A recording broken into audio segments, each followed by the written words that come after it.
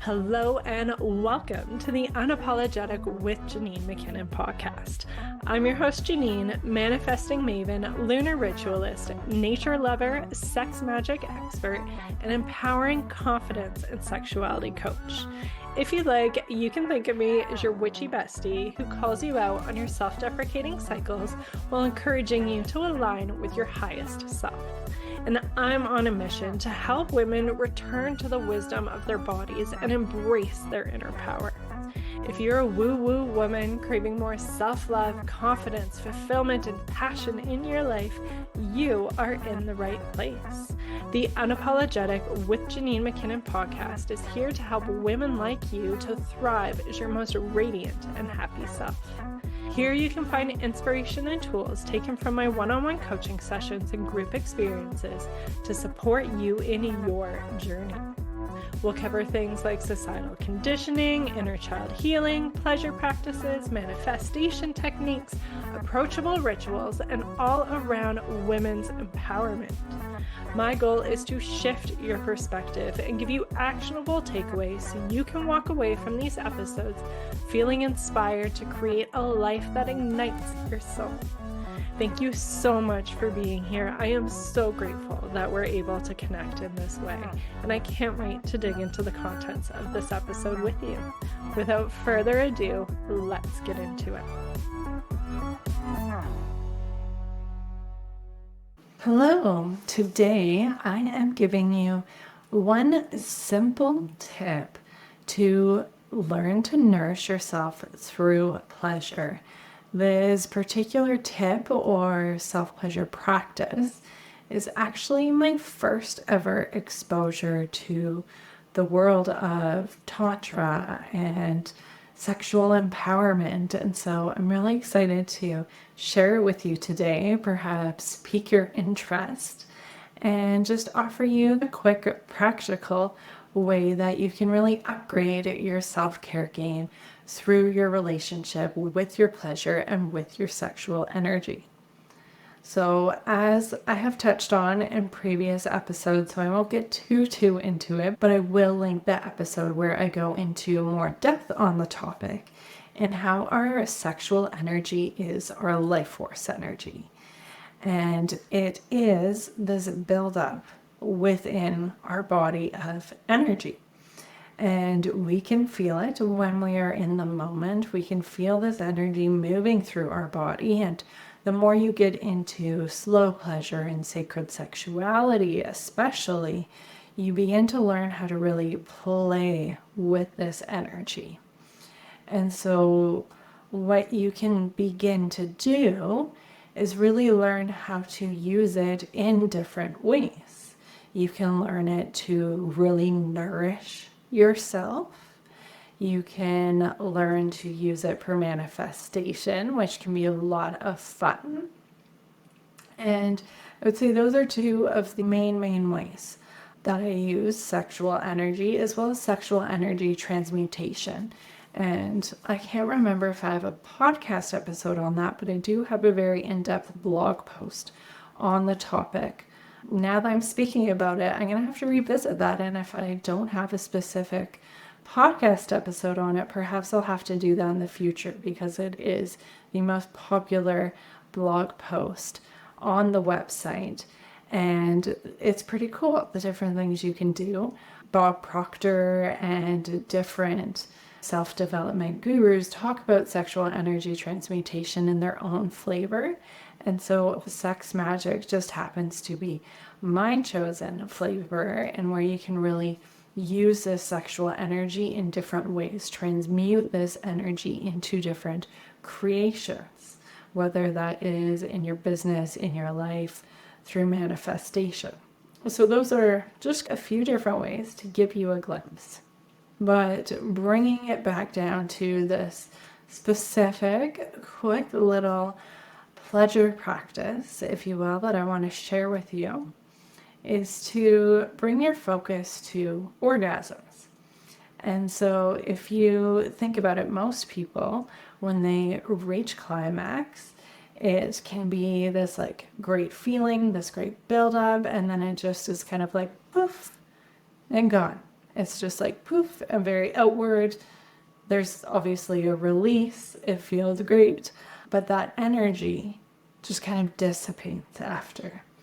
And this energy is, again, as I touch on it, it is such potent life force energy, creation energy. Like, this is the most potent energy there really is, in my opinion. It is what literally creates life. And so when you can learn to really use this energy, in this case, to nourish yourself, you're really working with what you already have, but just learning to do it in kind of a maximizing way instead of that poof gone. There is ways to actually use it to nourish your body, to keep it within you, and use that energy to fuel you, to heal you, to really nourish you from the inside out. And so that is why I feel like embodiment practices, like the ones I have in the Unapologetic Practices collection, really upgrade your self-care game. And I know that's something I experienced personally. And again, I see it with my clients. And most typically, self-care can be thought of as what I kind of categorize as frou-frou self-care, or very like to-do list self-care. And so again, they all will have a time and place, but a frou-frou self-care, that's more surface level. This can be having the nice face mask and doing those quick things that give kind of instant gratification or instant nourishment. But again, it's very surface level. It's not very deep or long lasting. There can also be, like, saying, going out, doing certain things. You can feel the difference. There might be meeting with particular people. It's very surface level and it can be fun in the moment, but there isn't actually longer lasting nourishment or connection from it. Comparatively, when you are with the right people, when you are with your besties, or when you are connecting in circle, like these Sikh women circles that I co-facilitate with Melissa Denozo, these community connections truly nourish you on this deep, deep level. And so that is how you can play with pleasure practice within your self-care game, to really go past that surface level and begin to really nourish yourself on that deeper level. Because journaling can be really helpful. It offers a lot of introspection. I love journaling. And when you weave embodiment practices and pleasure practices into things, it goes deeper and really offers this nourishment, as well as you can go into ways of reprogramming yourself and rewiring your nervous system and all of these things that I touched on a recent podcast episode that I will also link in the show notes, so I won't get too much into that. But it really impacts you, and it impacts the way you feel, because you're able to actually fill up that cup and sustain it at that full level. So you begin to operate from that state of overflow that we all hear about. Like, I've spoken with moms who say that it feels like their cup is just had a bunch of holes stabbed in it. And so it is just constantly leaking out and pouring out everywhere, and they can try their best to fill it up with all these different things, often these surface level, more frou-frou kind of self-care things. But their energy, their life force is still just pouring out, and they can't keep up, and there is no way they can operate from a state of overflow. And so being able to weave in embodiment practices, and I would argue to say, like, things like journaling can help plug up some of those leaks, right? Having a true support system, and that can take many different forms, but that helps plug up some of those leaks. Having a coach can definitely help plug up those leaks. I actually have a particular session that I've been weaving a few clients through recently, which is called Plugging Energy Links. And it's specifically for that scenario, is if you have a cup with all these holes in it and you're just barely able to stay ahead and to get any progress with your energy levels, with your life force energy, because you have all these leaks happening. So all of these things help, and they are necessary. And then when it comes to actually filling up your cup, you need something that's going to last and not just like evaporate away, right? Because we can pour these little bits in with these more surface level forms of self-care, but they don't last. They dissipate one way or another. And so this particular Taoist, I'd say, I'm not quite sure the right way of phrasing it, because it's not a full pleasure practice. It can be incorporated into every pleasure practice you do. But I don't really want to call it a trick. It's not like a parlor trick, but it is a way of working with your energy. And so without beating around the bush anymore, I will go into exactly what this practice or way of working with your energy is, so you can use it. So this is something I do pretty much every time I get to a state of climax. And that's what I think is so great about this particular way of working with your energy, is it is so accessible. And I find once you open up your world to it, once you learn to actually incorporate this, like, why wouldn't you? It's so accessible, it's so easy to do, and it truly nourishes you and makes you feel really good. So why wouldn't you? So what you do is, once you are at a state of peak pleasure, climax, whether or not you are actually orgasming or not, it is not a requirement, although it absolutely helps. But once you have that peak state of energy building within your body, you then focus. You really drop into your senses, feeling that energy moving through your body. And then you actually send it throughout your body, feeling it swirling around, sending it out through your limbs, all the way to your fingers, to your toes, and really channeling that energy to nourish you, nourish deep in your bones, your blood, and your cells. And really just sitting in that, sinking into it, with the intention of using this energy to truly nourish you from the inside out, sending it to any aches and pains, and really allowing it to bring back that sense of vitality into your body. And so that is just a really simple way that you can use your pleasure as nourishment. And if you've worked with me, if you're listening to this, you know I use this and incorporate it into so many meditations and embodiment practices in one way or another, because again, it is so simple, yet so powerful. And you can do this anywhere, anytime, of course, like incorporating that pleasure. So I guess perhaps not anytime, but within the realms of this particular topic, it can be any time, right? It can be any place that you're working with your sexual energy and really using it to nourish yourself. And so you can easily do this on your own, playing around with it. And if you want to dive in a deeper level, taking things further, the unapologetic practices is available for you. I incorporate this, like I said, in many different iterations. And it is a way of just really getting in touch with your body.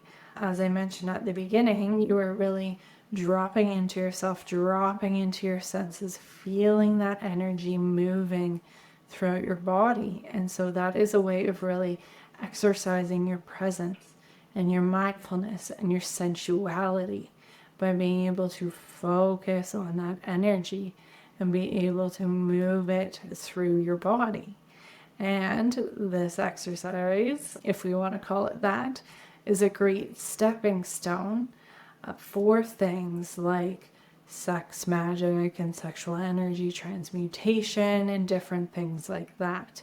And being able to work with your different chakras or your microcosmic orbit, whether or not you are looking at a tantric or a Taoist flavor of these things. But there really is a lot you can do with this. So that is my little tidbit for you today. Again, if you're interested in diving into this more, the Unapologetic Practices is available for you. It is a library of embodiment practices specifically aimed at empowering you from the inside out and connecting with your essence, with your life force energy, your sexual energy, and really being able to cultivate that deep sense of love, safety, and belonging from the inside out, so you can really feel empowered as that multifaceted woman. So you can feel confident taking up space.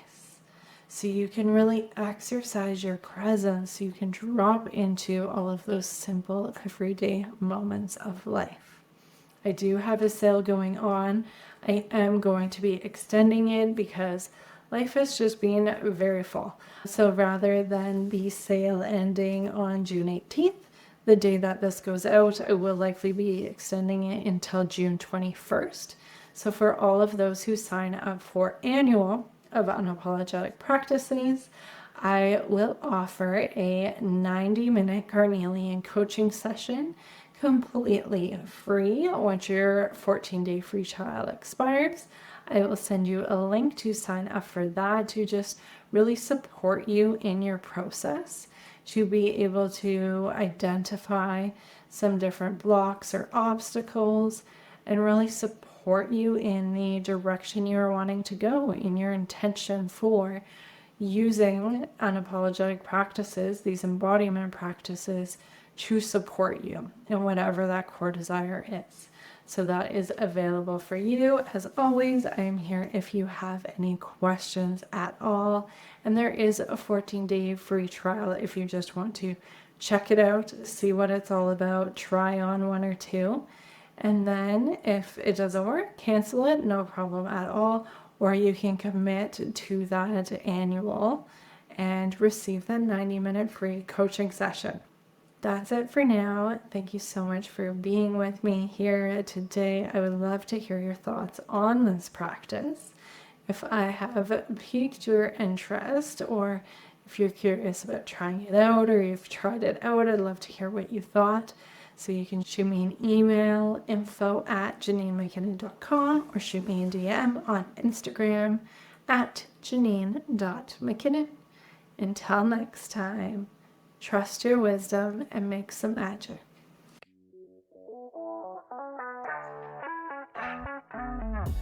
Thank you for joining us inside the Unapologetic with Janine McKinnon podcast. I hope you enjoyed today's episode. If you feel called, I would so appreciate it if you shared about this episode in your stories or left us a review to help us reach more women on their unapologetic journey. As a thank you for your support, you'll be entered into our monthly draw for a free coaching session. Just tag @Janine.McKinnon in your story shares, or leave the rating or review, screenshot it, and email to Janine@unapologeticmotherhood.com to be entered. One lucky winner is selected every month for a focused coaching session to support you in working towards your current desires. Until next time, trust your inner wisdom and create some magic.